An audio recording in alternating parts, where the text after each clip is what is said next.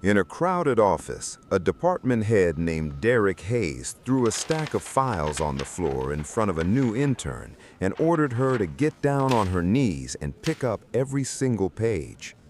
30 employees kept their eyes glued to their screens. Only one person stood up, James Reynolds, a You quiet single can't be father who had serious worked there about for 8 this, years. James. He We are stepped between them finished and demanded talking, an Derek. apology. Derek laughed in his face and mocked them both in front of the entire floor. What he didn't know was who the woman he'd just humiliated really was, or why she'd chosen to stay silent until now. Whitmore Industries occupied 4 floors of a gray office building on the west side of the city. The operations department sat on the 3rd floor, where the light always came in flat and gray, and the carpet had worn the same dull shade of industrial blue for 9 straight years. That Monday morning, the floor filled the way it always did. Badge scanners beeping, coffee lids popping, 30 people settling into a grid of desks built for efficiency and never once for comfort. Nobody expected the day to matter. Nobody ever did. Sarah Mitchell walked in at 8:15, wearing a laminated badge that read Intern and carrying a canvas bag with nothing in it but a laptop and a notebook. She was in her early 30s, older than the typical intern, dressed in a plain charcoal blazer that fit too well to be cheap and sat too quietly on her to draw attention. She paused at the edge of the floor and studied the room before stepping in, like someone memorizing a place she planned to return to. HR had placed her in operations for a 12-week evaluation. That was the story on paper. Paperwork drawn up carefully at corporate headquarters 2 states away by people instructed not to ask questions. She'd signed it under a name that was hers and also wasn't. Exactly one person at the company knew the truth, a woman named Karen Bishop who worked on the executive floor at headquarters. She and Sarah had agreed to check in once a week and never on a company phone line. Sarah had her own reasons for wearing that badge and a rule she'd set for herself before ever walking through the doors. A company could be read from its quarterly reports, or it could be read from its floor, and the two rarely told the same story. Reports were written by people who knew they'd be read. She wanted to see how power actually moved through this branch when the people wielding it believed nobody important was watching. That meant staying nobody for as long as she could stand it. There was a second half to the rule, one she never wrote down. Whatever she found, she wouldn't act on a single incident.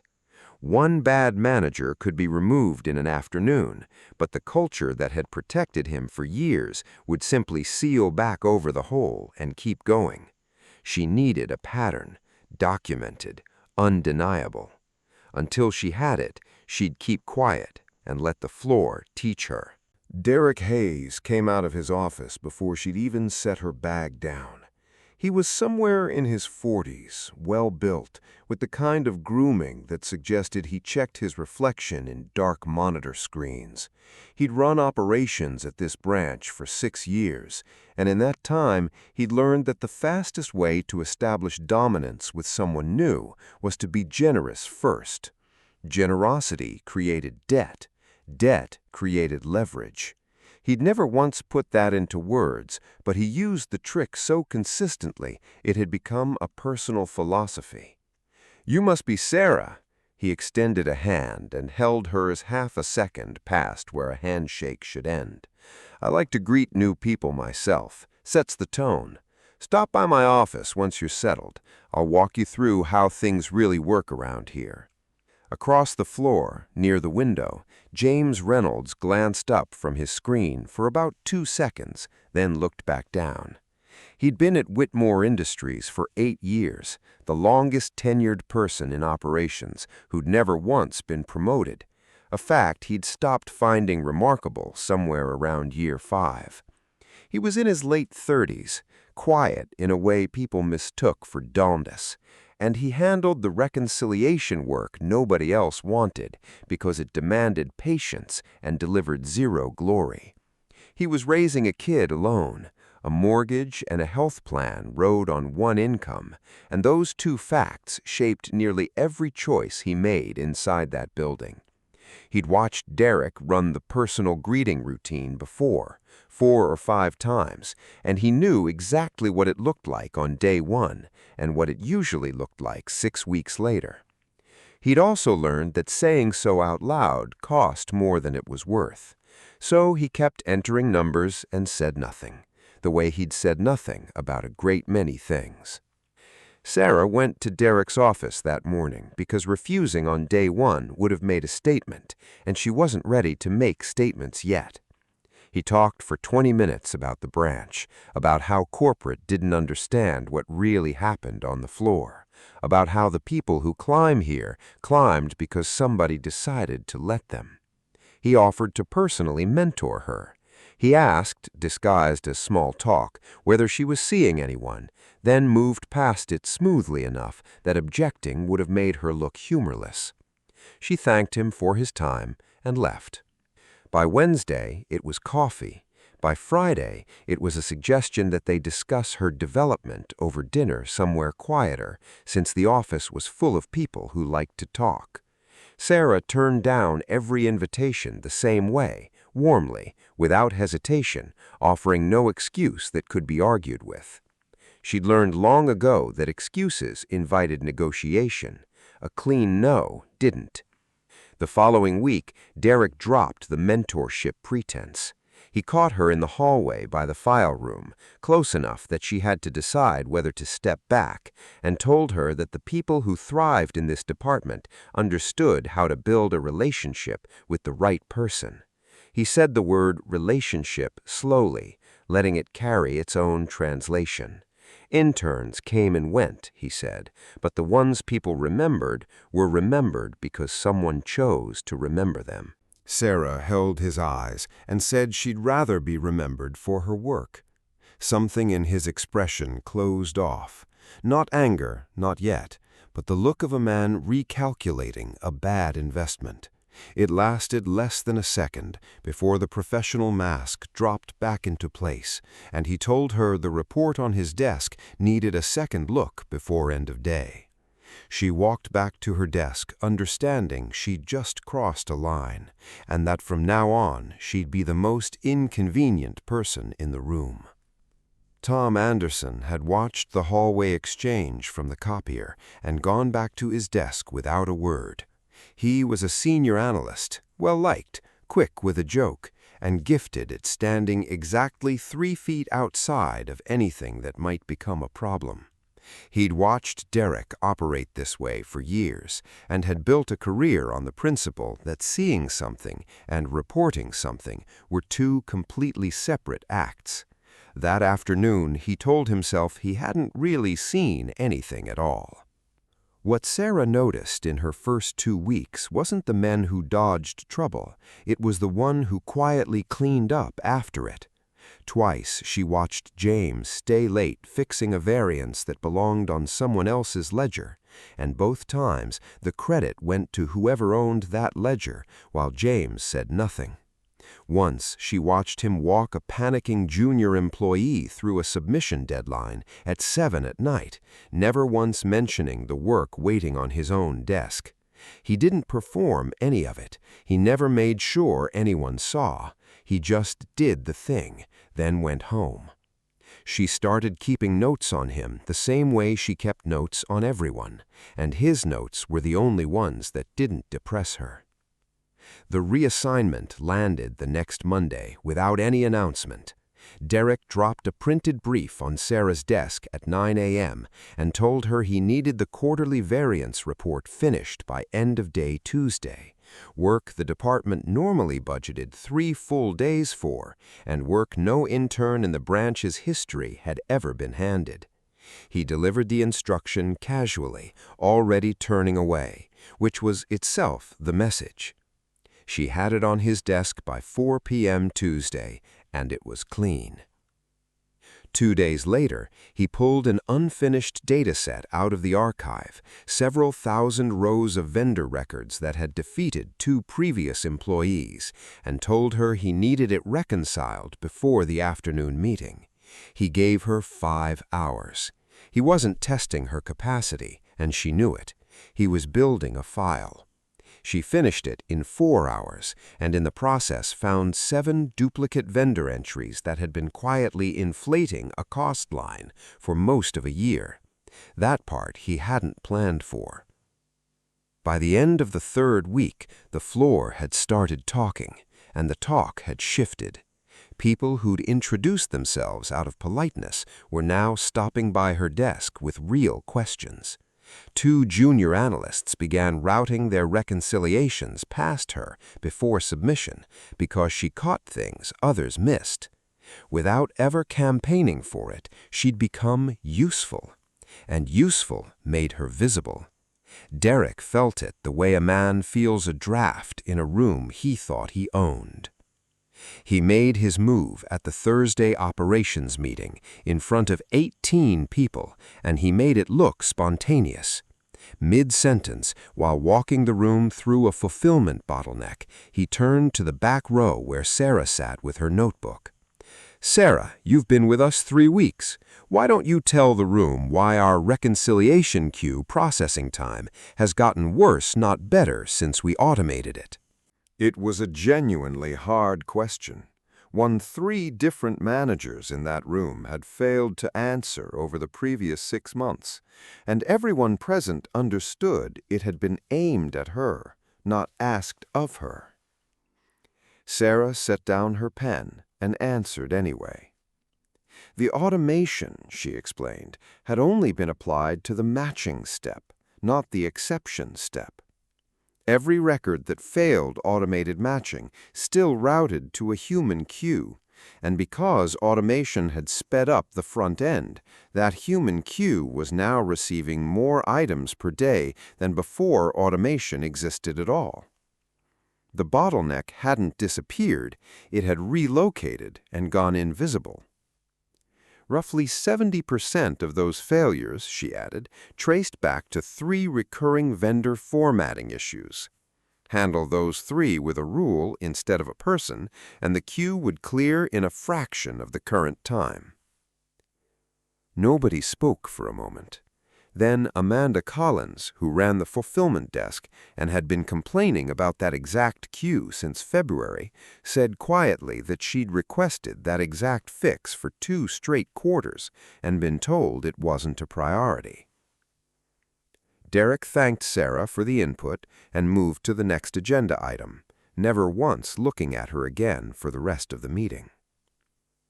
Afterward, he stood at his office window for a long time, watching 2 analysts stop by her desk on their way back to their own.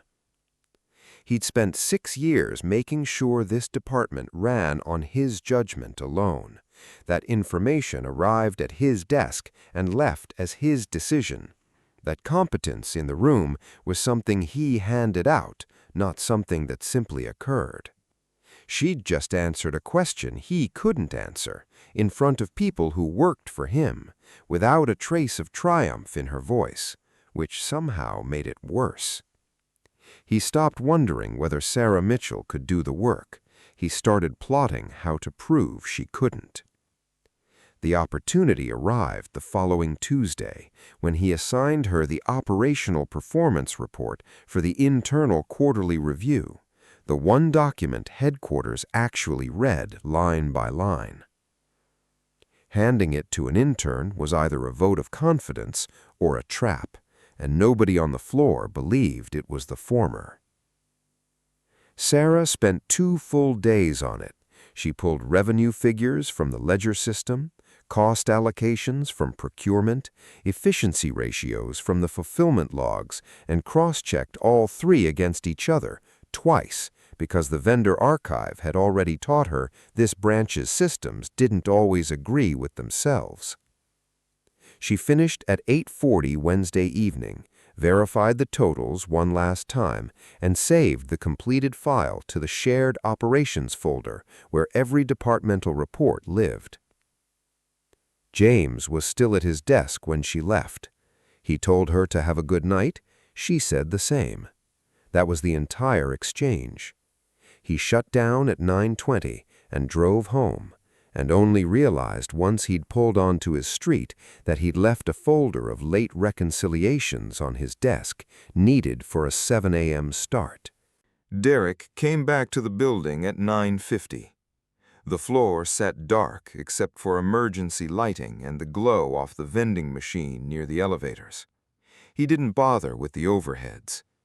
He sat at his own workstation, logged in under his own credentials, and opened the Shared Operations folder, because in 6 years of running that department, it had never once occurred to him that the shared folder kept a record of who touched what and when. To him, it was just a folder. Folders held things. He'd never thought past that. He opened Sarah's file and didn't delete anything. Deletion would have been obvious. Instead, he changed 9 figures. He nudged 3 second-quarter revenue entries by amounts small enough to pass as transcription errors. He shifted 2 cost allocations between categories so the departmental totals no longer added up. He altered 4 efficiency ratios so they contradicted the fulfillment data on the following page. Then he saved the file, closed it, and sat in the dark a moment, looking at the screen. The beauty of it, as he saw things, was that none of it would look like sabotage. It would look exactly like what happens when someone gets handed work above their experience level and doesn't know enough to check it. It would look like a woman who'd impressed a few people with a clever answer in a meeting, then folded the moment she got handed something real. He shut down the workstation and left at 10:10. James pulled back into the lot at 10:15 to grab his folder. Derek's car was already gone, but the reserved parking space by the entrance, his name stenciled on the curb, still held the wet outline of a vehicle that had been sitting there in the rain.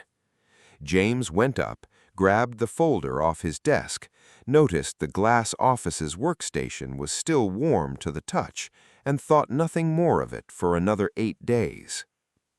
Sarah arrived at 7:40 the next morning, printed her presentation copies straight from the shared folder without reopening the source file. She'd verified it twice the night before, and set them in a neat stack on the conference room table. She felt the particular calm that comes from finished work. At 9 a.m., Derek walked into the conference room with coffee in one hand and a folder under the other arm, greeting the room pleasantly. He already knew exactly what was about to happen. Sarah had been talking for 4 minutes when Derek set down his coffee. She was on the second page, walking the room through the revenue block, and the numbers coming out of her mouth were exactly the ones she'd verified Wednesday night. 11 people sat around the table. Tom Anderson stood near the door with his laptop open. Amanda Collins had a printed copy in front of her, following along with a pen. "Stop!" Derek lifted a hand. "Sarah, go back. Read me the second quarter revenue line again." She read it. "Now, read me the total at the bottom of the page." She read that too, and heard it before anyone else in the room did. The total didn't follow from the entries above it. She looked at the figure, then at Derek, then back at the figure, and for the first time since walking into that building, something shifted in her face. Derek opened his own folder and worked through the document page by page with the patient thoroughness of a man performing a public service. The cost allocations sat in the wrong categories. The efficiency ratios on page 4 contradicted the fulfillment data on page 5. He read every discrepancy aloud, then waited, and the waiting did the real damage. "I verified these Wednesday night, all 3 sources, twice." "Then either the systems lied to you or you didn't." He closed the folder. This is what happens when someone gets handed a document above their level and mistakes confidence for experience. I want everyone here to understand this isn't a small thing. Headquarters reads this report. Amanda looked down at her copy and said nothing. Tom nudged his laptop screen half an inch and kept his eyes fixed on it. Sarah could have asked when Derek last opened the shared folder. The question was already fully formed in her mind, and she could feel how it would land in a room of 11 people, and she didn't ask it. She had no proof. An accusation without proof would end her placement by that afternoon, hand Derek a clean exit narrative, and leave everything underneath him completely untouched. So she said she'd correct it and sat down. Derek caught her outside the conference room afterward and told her he needed the full report rebuilt from source, along with a written explanation of the errors, both by Monday morning.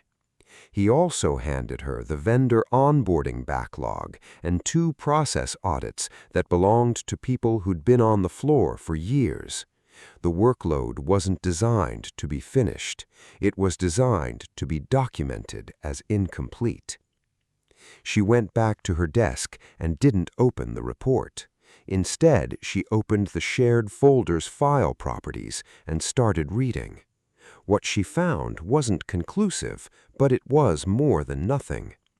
The operations report carried a modification timestamp of 9:58 Wednesday night. She'd saved it at 8:40 and left the building at 8:50. Someone had altered the file after she'd gone home, and the folder had recorded that it happened, even if the summary view didn't say by whom. Sarah copied the timestamp into her notebook, copied the file to her local drive, and then, because she no longer assumed anything at this branch would still be there tomorrow, copied it a second time to a personal drive with no connection to Whitmore Industries at all. She had a fact now. She didn't yet have a name attached to it. James found her in the break room at 6:30 that evening, refilling a cup of coffee that had already gone cold once. Word of the meeting had traveled the floor the way everything did, second-hand and slightly worse each time it passed. "Want some advice you didn't ask for?" he said. Sarah turned around. "Go ahead. Whatever you are about to do next, do it slower than you want to." He leaned against the counter. "I've been here 8 years. You're not the first person he's decided to be finished with. There was a scheduler named Roger Dalton about 4 years back who pushed back on him in a meeting. 6 weeks later, Roger's evaluation came back with things in it nobody who actually worked with him would have recognized. He was gone by end of quarter, and he never found out where any of it came from. Nobody said anything." He looked down at his cup. "That's not the same, and I know it." She studied him. She'd spent 3 weeks watching this man clean up other people's ledgers, and she found herself wanting to hear him answer something directly. Then why hasn't anyone stopped him? James didn't have a fast answer. He thought about the mortgage, the health plan, the 8 years, and the fact that a man who's never been promoted has very little leverage to trade and needs everything he's got. Because the people who could stop him are the people he writes evaluations for, and the people who write his evaluation are 2 states away, reading a report he writes himself. That's not an accident. That's a design. She wrote that sentence down word for word later that night, and it stayed with her longer than any of the numbers. She rebuilt the entire report over the weekend, pulled every figure from source a second time, rebuilt the cost allocation tables from scratch, rederived the efficiency ratios from raw fulfillment logs instead of the summary layer, producing a document cleaner than the original had ever been. She printed it Monday morning, put it in a folder, and walked it to Derek's office at 9:15. He wasn't in his office. He was standing in the middle of the floor, near the central aisle where every desk's sightline converged, deliberately positioned, and clearly waiting for her. "Is that it?" She held it out. "It's complete, every figure rebuilt from source, and there's a summary of the discrepancies on the first page." Derek took the folder from her hand without opening it. He held it up so the 30 people at their desks could see what it was. Then he spoke at a volume that had nothing to do with the distance between them. 3 weeks ago, I handed this department's most important quarterly document to an intern because I was told she was exceptional. What I got back was something I had to correct in front of 11 people. Now I'm handed a second draft, and I'm supposed to believe this one's different. He turned the folder over in his hands. "This isn't worth reading." He opened his hands and let it fall. The folder hit the carpet edge first and burst apart, pages fanning out unevenly across the floor, some sliding under nearby desks, one landing against a chair leg 15 feet away. The sound it made was small. What followed it was not. Every keyboard on the floor stopped. Derek looked at Sarah and let the silence hold for 3 full seconds before he spoke again, and when he did, his voice had dropped into something conversational, which made it worse than shouting. "Pick them up." Sarah didn't move. He took one step forward, closing the distance to under an arm's length, and repeated it with a specificity that erased any possibility of misunderstanding. "Every page, on your knees." Nobody in the room breathed. Amanda Collins, who 2 weeks earlier had told a meeting that Sarah had been right about the exception queue, looked down at her screen. The 2 junior analysts who'd been routing their work past Sarah's desk found reasons to be elsewhere. Tom Anderson stood at the end of the aisle holding a stack of printouts, close enough to read Sarah's expression, and he didn't set the printouts down. Sarah turned her head and looked at the room, slowly, deliberately, taking her time. She wasn't searching for rescue. She had a phone in her pocket with a single number that could have ended this in under a minute. She had never, in her entire adult life, wanted to say one sentence more than she wanted to say that one right now. But she was waiting to find out whether anyone in a room of 30 people would speak up for someone who had nothing. That was the whole question. That was what she'd come to this branch to learn. No outside consultant could have answered it for her, and it was being answered right now, while the pages of her work lay scattered on the carpet. 6 seconds passed, then 8. Not one person stood. Sarah understood with a clarity that felt almost physical that she had her answer, the worst one available, and that she'd have to live with having asked the question this way. Then a chair scraped back at the far end of the floor. James Reynolds came up the aisle without hurrying. He wasn't a large man, he had no title, and nothing about him had ever commanded a room.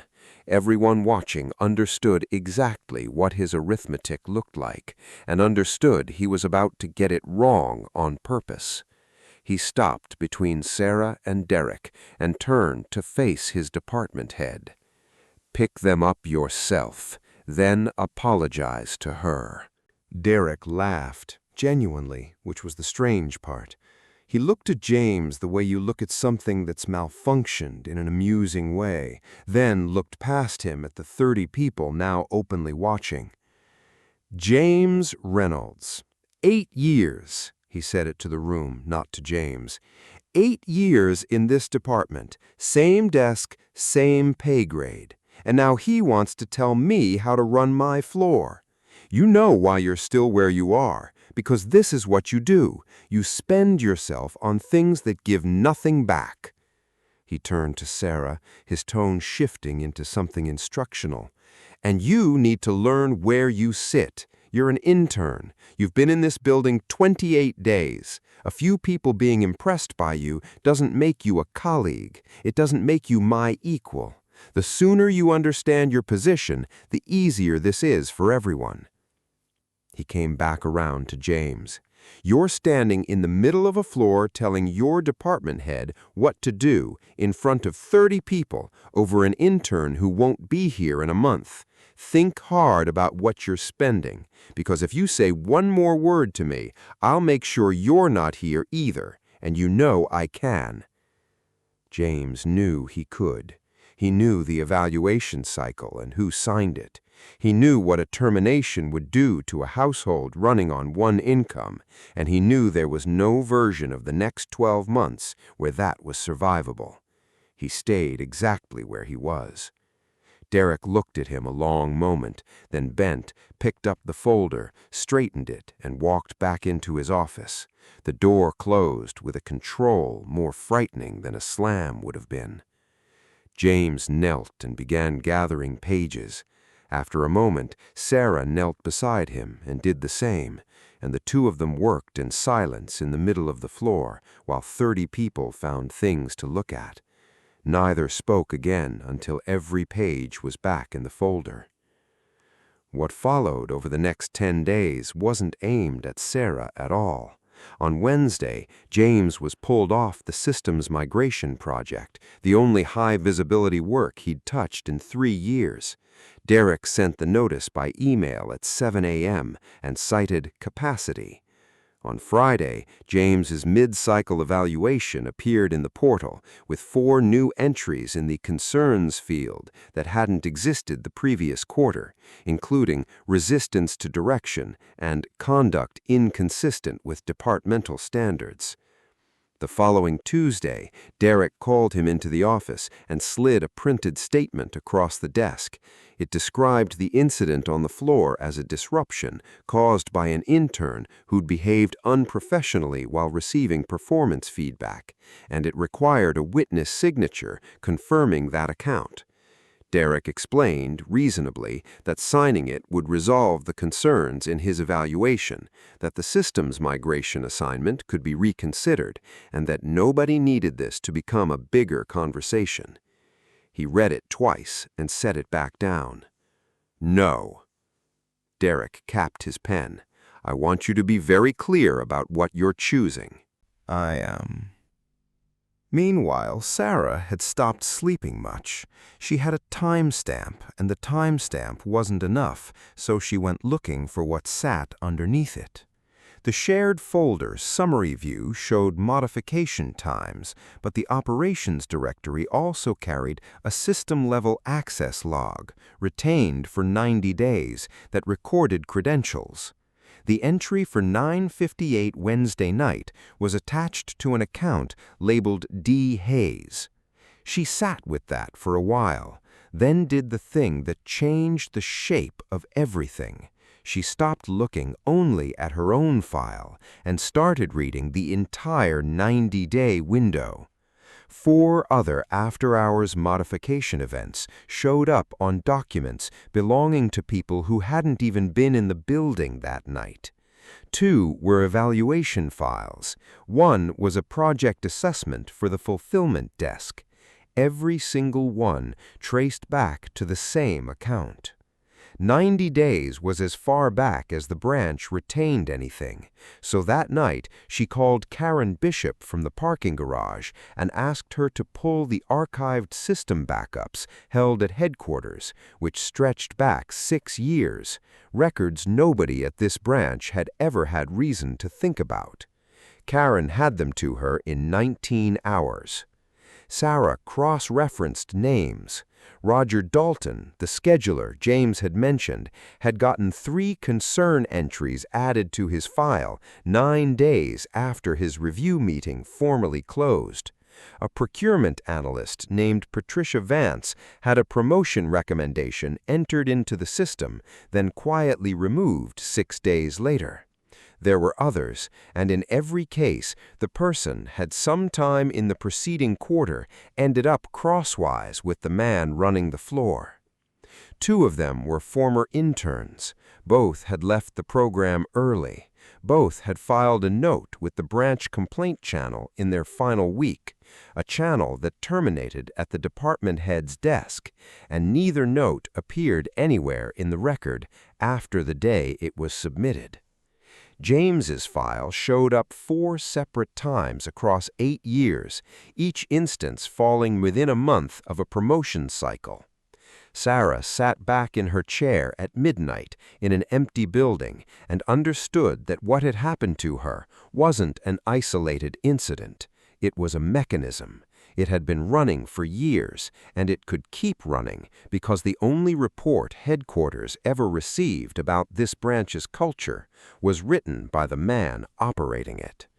She copied everything, local drive, then personal drive, file by file, log entry by log entry, and finished at 1:15 a.m. At 9:05 the next morning, her system access was revoked. Her credentials failed twice, and when she called the help desk, she was told the request had come from department management and that she'd need to speak with Mr. Hayes. Derek didn't make her come to him. He walked out onto the floor at 9:20 with a printout in hand and announced at a volume that reached the nearest 6 desks that she'd accessed personnel and system files outside of the scope of an internship, a serious breach, and that he'd already submitted a recommendation to terminate her placement, effective immediately. Then he told the floor there'd be a full department meeting at 9 the following morning. He'd requested a senior representative from headquarters, and headquarters confirmed someone would attend. He said the representative was coming to review a personnel matter, and he said it while looking at James.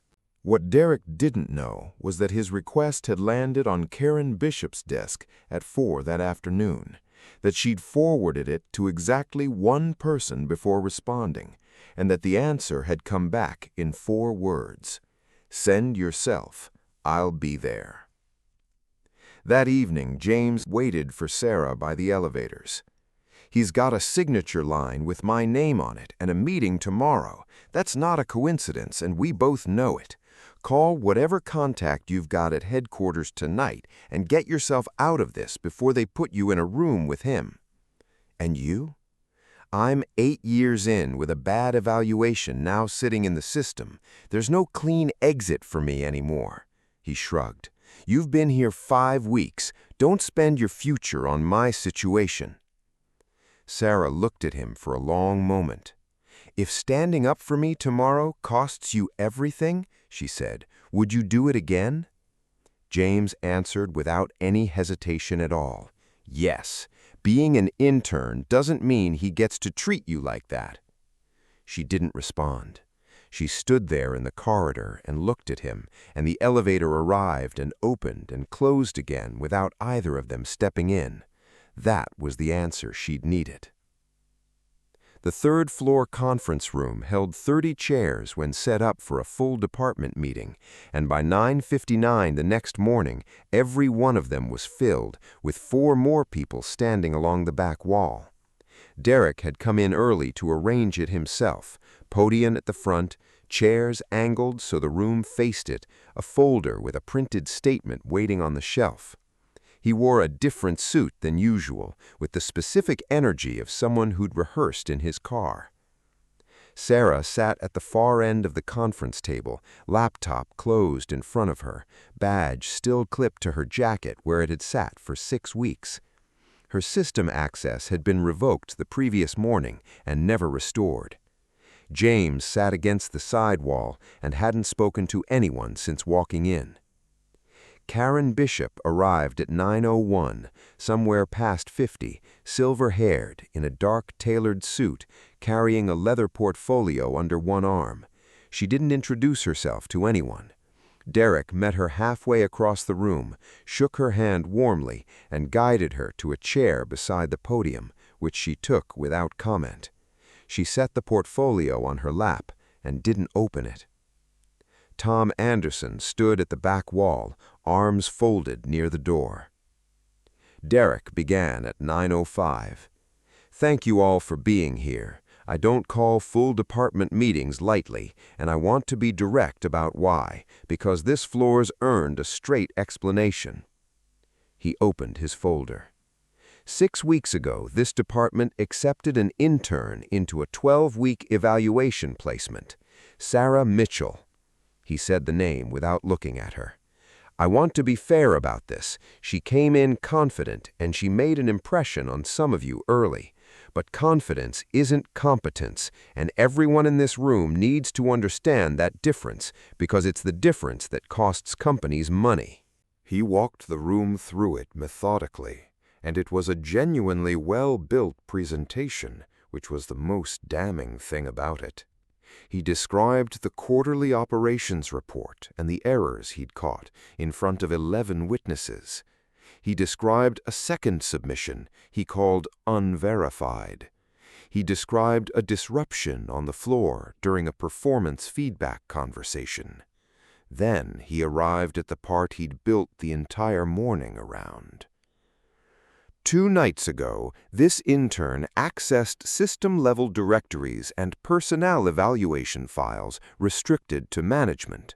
She did it after hours, using an operations credential never scoped for it, without authorization from me or anyone else in this building. He looked at Karen for the first time. "I've submitted a recommendation to terminate the placement immediately. I'd also note the placement originated at headquarters, and I'd respectfully suggest whoever approved it didn't do adequate diligence." Karen wrote nothing down. Derek closed the folder, his tone shifting into something almost regretful. "There's a second matter, and I take no pleasure in it. James Reynolds, would you come up here, please?" Every head in the room turned. James stood, walked to the front, and stopped beside the podium. He didn't look at the room. He looked at Derek and waited. Derek took a single sheet from the folder and laid it on the podium, angled so the nearest seats could see it existed. "James has been with this department 8 years. I want the room to understand I didn't want to be here." He turned toward James. "What I need from you is a signature on a witness statement confirming what you saw on this floor 10 days ago, an intern responding to legitimate performance feedback with unprofessional conduct." He rotated the sheet a few degrees toward him. "Sign it, and the concerns in your current evaluation are resolved, and we move forward. Refuse, and I process your termination alongside hers today. Those are the 2 options. I'm giving them to you in front of your colleagues because I want it on record that you were given a choice." The room made no sound. Sarah didn't turn her head. She sat with her hands flat on the table, fully aware of how much power she was holding and exactly how long it would take to use it. James looked down at the statement. He read it slowly, though he already knew every word on it. He was working through arithmetic with only one sensible answer, and preparing to give the other one, standing at a podium in a room he'd walked past every working day for 8 years. Then he set the sheet back down and let go of it. "No." Derek exhaled through his nose and smiled at the room. Not a performance of disappointment, closer to relief. "There it is, 8 years, and he ends it in a conference room, on his feet, defending an intern who won't be in this building after lunch. I want the younger people here to remember this moment, because this is what it looks like when someone decides a gesture is worth more than a career." He turned toward the chair beside the podium. "Ms. Bishop, you can terminate them both." Karen Bishop didn't move. She sat for 2 or 3 seconds with the portfolio still closed on her lap.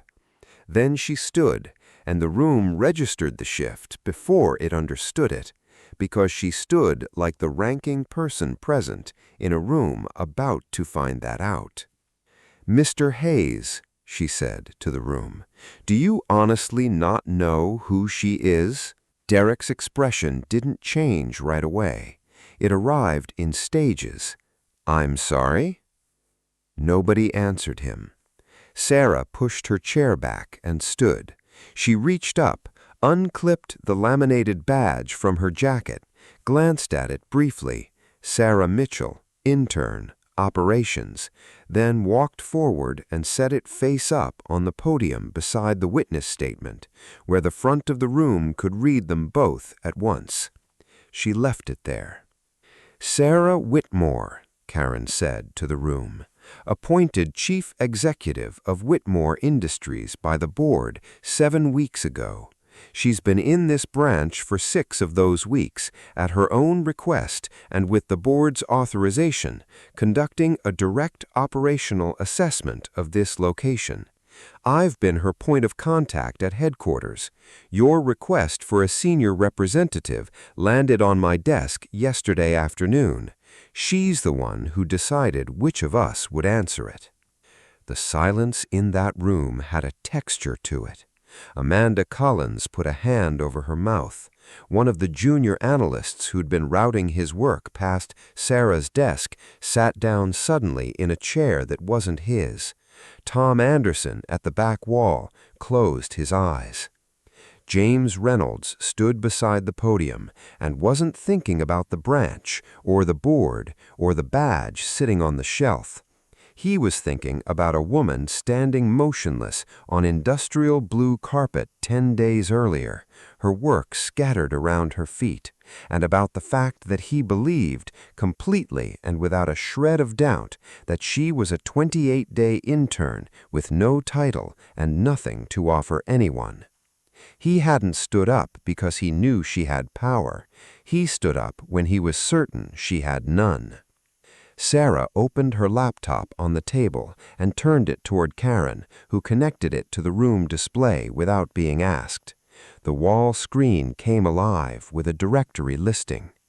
"I'll start with the operations report," Sarah said, and her voice in that room wasn't the voice anyone on the floor had heard for 6 weeks. "I saved the completed file to the shared operations directory at 8:40 on a Wednesday evening and left the building at 8:50. The file was modified at 9:58 that same night. 9 figures were altered, 3 revenue entries, 2 cost allocations, 4 efficiency ratios. Nothing was deleted." She brought up the next screen, and the log entry filled the wall, the account name in the credential column large enough to read from the back of the room. D. Hayes. The operations directory maintains a system-level access log with credential attribution. That's the account that made the change. It's on the screen behind me, and it'll be in the investigator's file by this afternoon. Derek said nothing. He'd gone a color people would describe differently afterward. "I could have raised this the morning after that meeting," Sarah went on. "I didn't because that would have removed one manager and left everything underneath him exactly where it was. So I kept looking. Here's what's underneath." The screen changed again. Within the 90-day retention window, there are 4 additional after-hours modification events on files belonging to employees who weren't in the building. 2 are evaluation files. The branch only keeps 90 days of records, so headquarters pulled the archived backups going back 6 years, and the pattern is continuous. A scheduler named Roger Dalton had 3 concern entries added to his evaluation 9 days after his review meeting formally closed. A procurement analyst, Patricia Vance, had a promotion recommendation entered into the system, then removed 6 days later. In every instance I've been able to reconstruct, the individual had, within the preceding quarter, disagreed with the head of this department in a way that other people could see. She looked up. James Reynolds appears 4 times across 8 years. Each occurrence falls within 1 month of a promotion cycle. James turned toward the screen for the first time. "There's one more category," Sarah said, "and I want to be careful with it because the people involved aren't here and didn't choose to be part of this. 2 interns from previous cycles left the program early. Both filed a note with the branch complaint channel in their final week. That channel terminates at the department head's desk. Neither note exists anywhere in the record after the day it was submitted." She turned her head slightly toward Derek. "In my first 2 weeks in this building, I was invited to coffee, then dinner, then told in a hallway by the file room that people who do well here are the ones who build a relationship with the right person. Nothing after that was about my work. My performance never changed. What changed was my answer. I'm putting that on the record in this room because the 2 people who tried to say it before me got filed into a drawer." Nobody moved. "This is a system," she said. "It's been running for years, and it could run because the only assessment of this branch's culture headquarters ever received was written by the person running it. That isn't oversight failing, that's oversight never existing." Derek found his voice. "You have log entries. Logs get misattributed. Credentials get shared. I've run this department for 6 years under real pressure. What you're describing as a system is discipline. This floor performs because somebody holds a standard. If that's been uncomfortable for people, fine, I'll accept it. But you can't take a set of timestamps and turn it into—" "Tom," Sarah said. Tom Anderson straightened against the back wall. He'd been in that building a long time and made a private arrangement with himself about what he was willing to notice. He'd kept that arrangement in a hallway by the file room 6 weeks earlier, and again standing 15 feet from a woman with her work scattered across the floor at her feet. He walked to the front of the room. "He's altered evaluations," Tom said. "I've known for about 3 years. Roger Dalton told me directly what happened to him. I believed him, and I didn't repeat it. There was a hallway conversation 6 weeks ago that I saw and told myself I hadn't." He looked at Sarah, then away. "And I was standing at the end of that aisle 10 days ago. I watched the whole thing, and I didn't say a word. The reason isn't complicated. I didn't want to be the next file." He went back to the wall. Sarah turned to Derek and let the room settle, then asked the only question she'd come into the building to ask, quietly. "If I really had just been an intern, would what you did to me have been right?" Derek opened his mouth. Every person in that room watched him try, watched the moment stretch, and watched him fail to produce anything at all. There was no answer that worked. "That's what I thought," Sarah said. Derek Hayes was suspended at 9:41 that morning, pending an independent investigation. Karen Bishop read the terms aloud, and 2 people from corporate security, who'd been in the building since 8, escorted him to his office to collect a limited number of personal items. He didn't speak to anyone on the way out. Every personnel decision he'd made in 6 years, evaluations, promotion recommendations, disciplinary records, terminations, was reopened for review by an external firm reporting directly to the board rather than the branch. The 2 former interns' complaints were referred out separately, with investigators instructed to contact both women directly and accept whatever answer they gave, including no answer at all. The 4 retaliatory entries in James's file were removed that same week. Then Sarah did the thing that mattered more than any of it. She did nothing else for him at all. She didn't promote him. She didn't hand him a title as thanks. She had enormous power in that moment, and one sentence would have been all it took.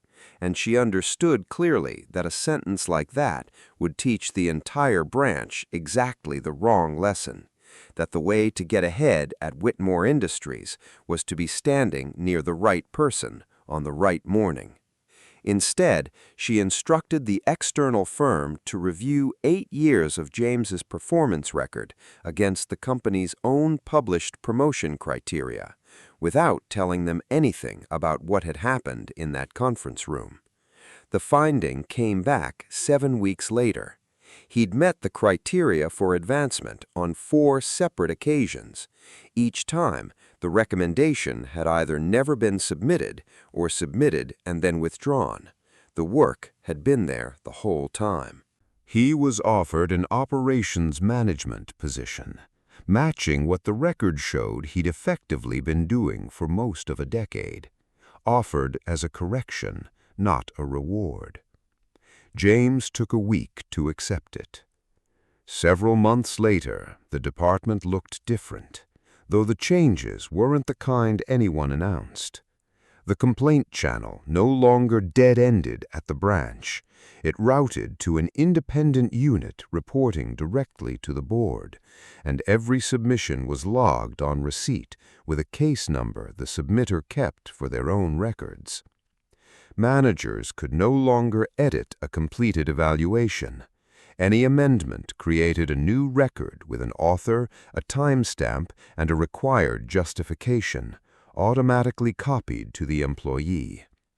Access history on operational documents became visible to anyone who could open the document, not just whoever ran the floor. James Reynolds ran operations now, from an office with a window, and he carried one thing forward from the man who'd sat near that same window for 8 years. A title never decided whether someone deserved respect. Sarah Whitmore took her own lesson out of that branch, and it was a far less comfortable one than most people assumed. A chief executive can read 400 reports and still understand nothing real about her own company, because every report is written by someone who knows it will be read. The only way to actually see how power behaves inside an organization is to watch it operate on someone, and it doesn't matter who the people using it believe they're dealing with. Derek Hayes's real mistake was never that he bullied a woman who turned out to be the CEO. His mistake was believing that what he did on that floor would have been acceptable if she really had only been an intern. Nobody knew.